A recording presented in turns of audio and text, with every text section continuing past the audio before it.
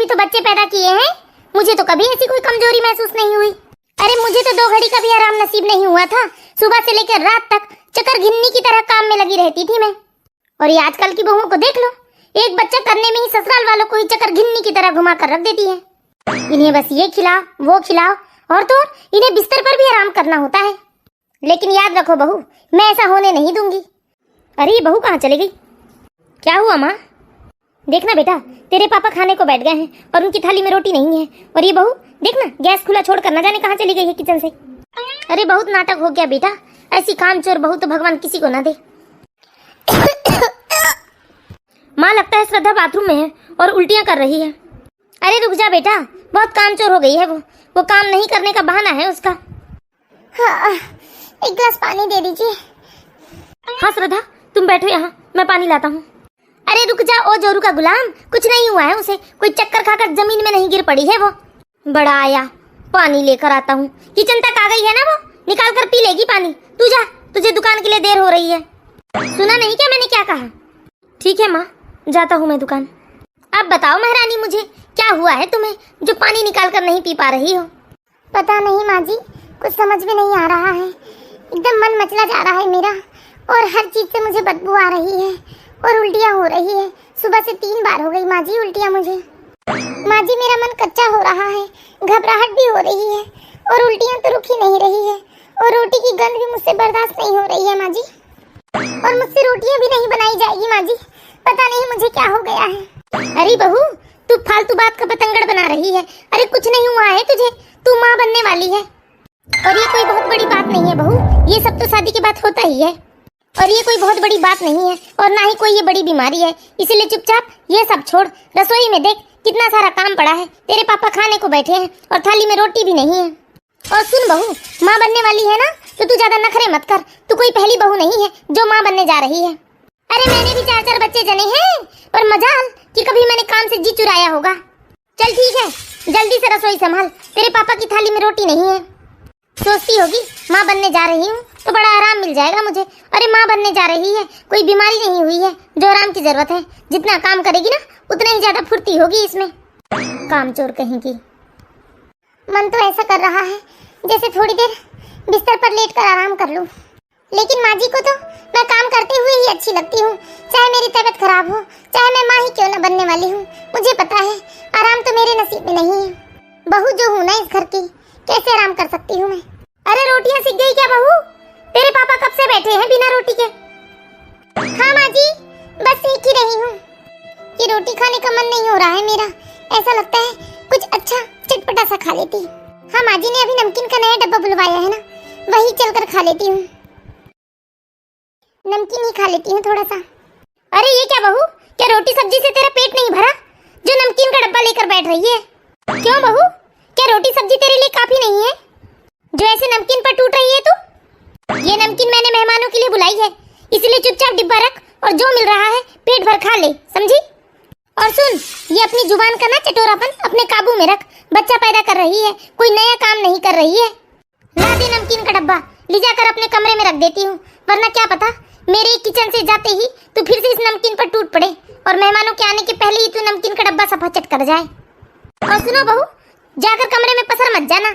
तेरे पापा जी ने ये थैला भर के सब्जी ला दिए हैं मार्केट से, इन सब्जियों को अच्छे से धोकर फ्रिज में जमा देना। कितनी मिट्टियाँ लगी हुई है इन सब्जियों में।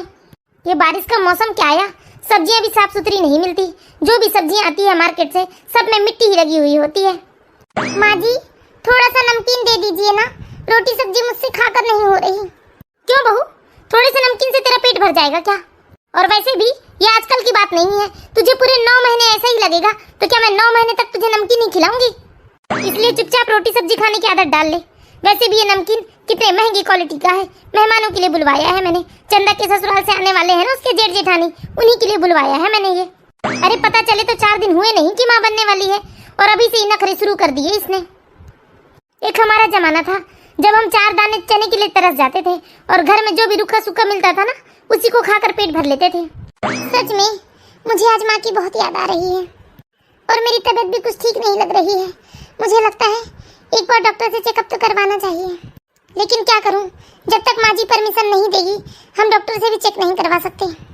लेकिन एक बार तो माँ जी से जाकर बात करती हूँ, हो सकता है वो मेरी हालत देखकर मान जाए कि मैं डॉक्टर से चेकअप करा लूँ। अरे मैं तो कहती हूँ चंदा बेटा, तू भी आजा तेरे जेठ जेठानी के साथ। मम्मी जी मना कर रही है मम्मी। अरे उस बुढ़िया ने ना तेरा सांस लेना भी दुभर करके रखा है। अरे घंटे 2 घंटे के लिए मायके आकर चली ही जाती तो उस बुढ़िया का क्या बिगड़ जाता। ठीक है बेटा, अब क्या ही कर सकते हैं, पता नहीं कैसे कैसे निर्दयी सास है इस जमाने में। माँ जी, अरे अब तुझे क्या हुआ? माँ जी, वो मैं कह रही थी कि एक बार चलकर डॉक्टर को दिखाते, चेकअप करवाना भी तो जरूरी होता है ना। लो कर लो बात अब। अरे इसमें डॉक्टर क्या करेगा बहू, मैंने भी तो बच्चे जने हैं, मैंने तो कभी डॉक्टर को नहीं दिखाया। और सुन मेरी बात, ये सब ना पैसे लूटने के चोचले होते हैं। लेकिन माँ जी, मैं वो कह रही थी कि मुझे चक्कर भी तो आ रहे हैं और खाना खाकर भी नहीं हो रहा है, तो डॉक्टर को दिखा देते हैं। अरे दिखा आना, तू मेरी कहाँ सुनेगी, लेकिन 3 महीने तो हो जाने दे, फिर चली जाना डॉक्टर के पास। ठीक है माँ जी। अरे ये आजकल का तो फैशन हो गया है, इधर पता चलते देर नहीं लगती और डॉक्टरों के चक्कर काटना शुरू कर देती हैं ये आजकल की बहुएं। एक हमारा जमाना था, 4 बच्चे जने हैं हमने, लेकिन एक भी बच्चे के समय मजाल हो कि हमने डॉक्टर की शक्ल भी देखी हो। मैं इन्हें भी खुशखबरी दे देती हूँ और कह देती हूँ कि आते वक्त मेरे लिए गोलगप्पे लेते आना, बहुत चटपटा और खट्टा खाने का मन कर रहा है। हेलो शेखर जी। हाँ श्रद्धा, कैसे फोन किया? खुशखबरी है जी, आप पिता बनने वाले हैं। अरे वाह, सच में श्रद्धा, तुमने तो मुझे सच में आज बहुत खुश कर दिया। हाँ तो सुनिए जी, इसी खुशी के चलते आप मेरे लिए गोलगप्पे लेते हुए आना, बहुत चटपटा और खट्टा खाने का मन कर रहा है। हाँ हाँ, गोलगप्पे ही क्यों, मैं तुम्हारी पसंद की सारी चीजें लेकर आऊंगा आज। श्रद्धा, श्रद्धा बहू। अच्छा ठीक है जी, आप ध्यान से ले आना, रखती हूँ मैं फोन, माँ जी आवाज लगा रही है। ठीक है श्रद्धा, अपना ध्यान रखना। अरे कान में क्या रुई डालकर बैठी हो कमरे में? जी माँ जी आ रही हूँ। सारी रसोई अस्त व्यस्त पड़ी हुई है और ये जाकर महारानी कमरे में आराम कर रही है। फिर से माँ जी के ये कड़वे वचन चालू हो गए। हाय राम, इस घुटने के दर्द ने तो चलना दुभर करके रखा है।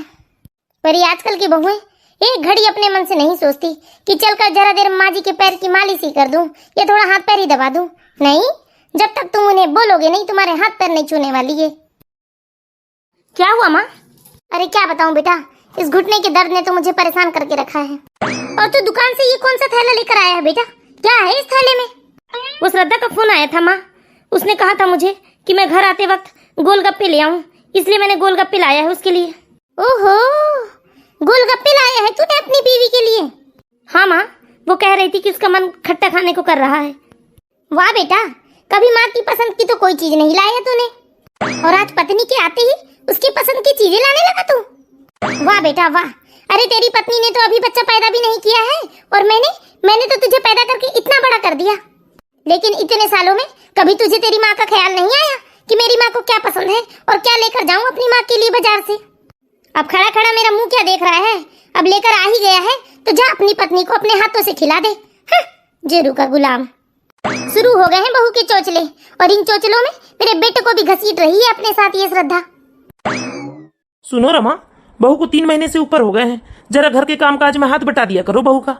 बस अब यही सुनना बाकी रह गया था। अरे मैं क्यों हाथ बटाऊं, मैं अपनी विग्रह गृहस्थी में खटकती रही, अब बहू बेटे की बारी आई तब भी उन्हीं की गृहस्थी में खटकते रहूं। अरे मेरे जीवन में क्या आराम और सुख के फल नहीं लिखे हैं? मुझसे नहीं होते ये काम वाम, और खबरदार जो आपने मुझे कभी कहा कि मैं बहू का हाथ बटा दूं। और एक बात बताइए, क्या आपकी माँ ने कभी मेरा हाथ बटाया था? ये मत भूलिए। अरे मेरे पेट में तो जुड़वा बच्चे थे, लेकिन मजाल कि आपकी माँ ने कभी तिनका भी उठाकर इधर से उधर किया होगा। मैंने ही एक पैर में खड़े रहकर इस पूरे घर को संभाला था। तो इसका बदला क्या तुम अपनी बहू से लोगी रमा? मैं कोई बदला नहीं ले रही हूँ जी, ये तो रीत चली आई है। आ गए बेटा तुम डॉक्टर के पास से? हाँ पापा जी। क्या कहा बेटा डॉक्टर ने? डॉक्टर ने शिद्दत के लिए क्या कहा, आइए देखते हैं। पापा, श्रद्धा का हीमोग्लोबिन कम है और डॉक्टर ने इसे कमजोरी भी बताई है, इसलिए कहा है कि ये ज्यादा से ज्यादा आराम करे। ये क्या बता रहा है तू? अरे दोनों टाइम करके तो 4 रोटी खा लेती है ये, फिर ऐसी कैसी कमजोरी है इसके शरीर में? ये कैसी बात करती हो रमा, अब डॉक्टर ने बताया है तो होगा कुछ ना कुछ समस्या। आप तो चुप ही करिए जी, ये आपके समझ के बाहर की बात है। अरे मैंने भी तो बच्चे पैदा किए हैं, मुझे तो कभी ऐसी कोई कमजोरी महसूस नहीं हुई। अरे मुझे तो 2 घड़ी का भी आराम नसीब नहीं हुआ था, सुबह से लेकर रात तक चक्कर घिन्नी की तरह काम में लगी रहती थी मैं। और ये आजकल की बहुओं को देख लो, एक बच्चा करने में ही ससुराल वालों को ही चक्कर घिन्नी की तरह घुमा कर रख देती है। इन्हें बस ये खिलाओ वो खिलाओ, और तो इन्हें बिस्तर पर भी आराम करना होता है। लेकिन याद रखो बहू, मैं ऐसा होने नहीं दूंगी। अरे तू माँ बनने वाली है बहू, और इस परिवार को बच्चा देना तेरा फर्ज है, इसलिए तू हमें एक अच्छा गोलू मोलू सा लड़का दे। और इसलिए तो तुझे ब्याह कर लाए थे कि तू हमें वारिस दे देगी। और ये क्या, हर बात में बस शेखर को घसीट लेती है। और याद रख, बच्चा तुझे पैदा करना है, शेखर को नहीं। उसी दुकान पर मन लगाकर काम करने दे। अरे 4 पैसे कमा के लाएगा तभी तो ये घर चलेगा। और तुझे रोटी भी तो दुकान के पीछे ही मिलता है ना, वरना तू रोटी कैसे खा पाएगी ये 4 टाइम। अब खड़े खड़े मेरा मुंह क्या देख रही है, जा चाय बना कर लेके आ, सिर दर्द हो रहा है तेरे पीछे तो मेरा। जी माँ जी, अभी लेकर आई। अरे रे रे रे रे, ये क्या कर रही है तू? अरे सारी कच्ची सब्जियां तू ही खा लेगी तो पकाएगी क्या? वो मम्मी जी, अब मुझे 6वां महीना लग गया है तो डॉक्टर ने कहा है खूब सलाद खाओ। अच्छा, हाँ माँ जी, पहले तो मैं उल्टियों के कारण कुछ खा पी नहीं पाती थी, और लेकिन अब मुझे भूख लगने लगी है और अब मेरा वजन भी बढ़ने लगा है माँ जी, इसलिए डॉक्टर ने कहा है कि रोटियां कम खाओ और सलाद और फल ज्यादा खाओ। एक बात बता बहू मुझे, तू ऐसी कौन सी डॉक्टरनी के पास जाती है? अरे हमने तो रोटी खाकर ही आराम से बच्चे जने थे, और तुम लोगों की तो बहुत नखरे हैं। ओहो, ये किचन की क्या हालत बना कर रखी है तुमने? पूरा किचन अस्त व्यस्त बिखरा है, और ये सिंक में तो बर्तनों का ढीक लगा है, और ये मेहरानी यहाँ बैठकर आराम से सलाद खा रही है। ये सब छोड़, पहले रसोई को संभाल, बर्तन निपटा कर रात के खाने की तैयारी कर ले। हम क्या भूखे ही सोएंगे? ये मत भूलो प्रेरणा, हर बहू का कर्तव्य होता है वो ससुराल में सास ससुर की सेवा करे और समय पर अपने सास ससुर को भोजन बनाकर खिलाए।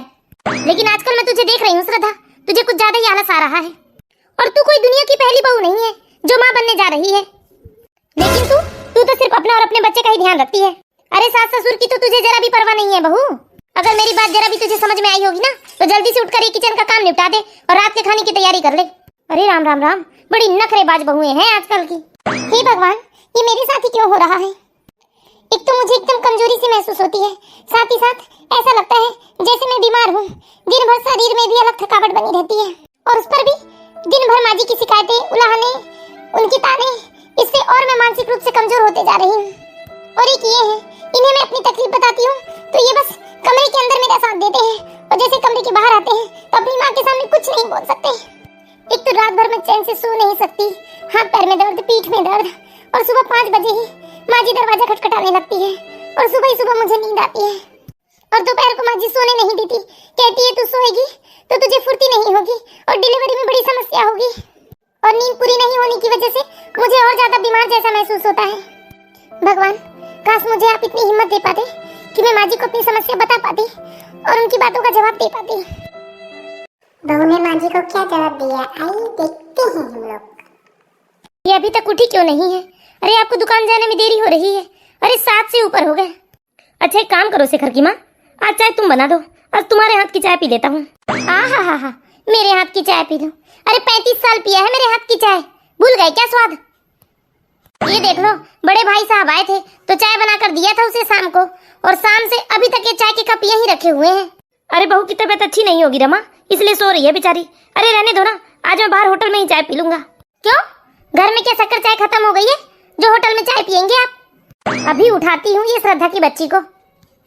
श्रद्धा, 7 बज गए हैं, उठ जाओ जल्दी, तुम्हारे पापा को देर हो रही है दुकान जाने में। अरे चाय बना के तो दे दो कम से कम। माँ जी, चाय आज आप बना दीजिए, मेरी तबीयत ठीक नहीं लग रही है।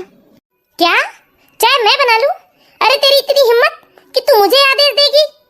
सुन, तू ही चाय बनाएगी और ये काम बहू का ही होता है। सुन, चाय तो तू ही बनाएगी और ये काम बहू का होता है, ना कि सास का। समझ में आया? ये अच्छा है मेहरानी का, बच्चा पैदा करने के नाम पर काम ना करने का अच्छा बहाना बना लिया है इसने।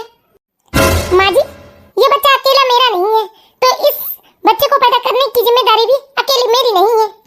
आपका बेटा भी इसका बराबर जिम्मेदार है, तो उसे भी जिम्मेदारी लेनी चाहिए ना। और वैसे भी माँ जी, ये होने वाला बच्चा आपके खानदान का है, आपका अंश है, तो आप सबकी भी जिम्मेदारी बनती है ना कि आप लोग मेरा और मेरे होने वाले बच्चे का भी ध्यान रखें। ये बच्चा आप सबका भी कहलाएगा माँ जी, तो क्या आप लोगों का फर्ज नहीं बनता कि इस आने वाले बच्चे का भी ध्यान रखें?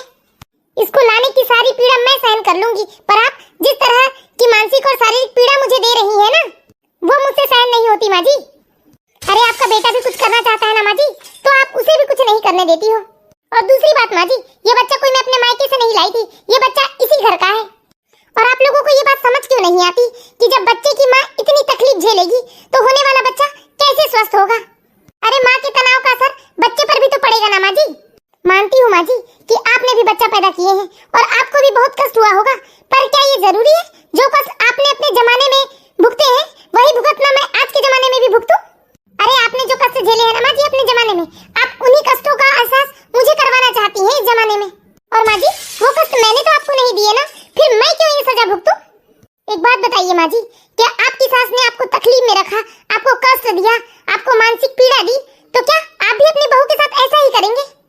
काश आप मुझे समझ पाते, काश आपने अपनी गर्भवती पत्नी का दर्द महसूस किया होता। अरे आपके साथ तो मैंने 7 फेरे लिए थे, 7 वचन दिए थे, पर आपने एक भी वचन का निर्वाह नहीं कर पाए। ये मत भूलिए, पत्नी सिर्फ पति की जिम्मेदारी होती है, किसी और की नहीं।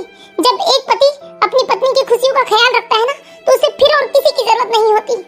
ये बच्चा तो आपका भी है ना जी, फिर आपकी जिम्मेदारी क्यों नहीं बनती?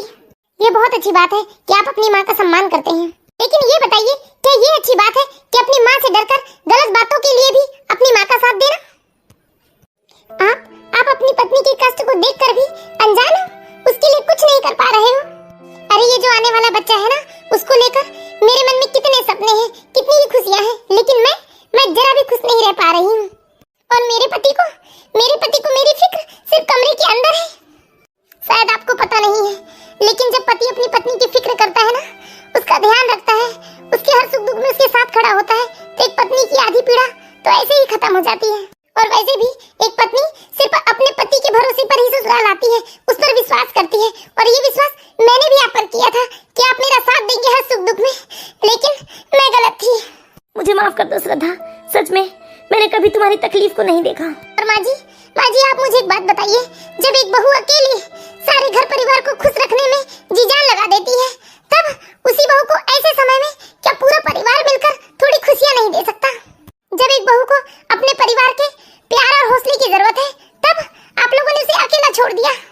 एक बहू हर कष्ट सहकर पूरे ससुराल वालों की सेवा करती है, उन्हें खुश रखने की कोशिश करती है, लेकिन मुझे एक बात बताइए माँ जी, जब बहू कष्ट में होती है तो उसे क्यों अकेला छोड़ दिया जाता है? ये बात तो आप अच्छे से समझ सकती है माँ जी कि एक बहू और एक पत्नी अपने जीवन भर अपने ससुराल वालों की सेवा करती है, और जब वो गर्भवती होती है ना, तभी वो अपने ससुराल वाले से उम्मीद करती है कि उसके ससुराल वाले उसका ध्यान रख सके। और ज्यादा नहीं माँ जी, कुछ ही महीनों की तो बात होती है ना, कुछ ही महीने तो उसे आराम चाहिए होता है, और इन्हीं कुछ महीनों में माँ जी उसे आराम और सही देखभाल मिल जाता है ना, तो वो जीवन भर अपने ससुराल वालों का गुणगान करती है। और इन्हीं महीनों में माँ जी उसे दोहरी तकलीफें झेलनी पड़े ना, तो उसके मन में ससुराल वालों के लिए हमेशा की कड़वाहट रह जाती है। हाँ बहू, तुम बिल्कुल ठीक कह रही हो।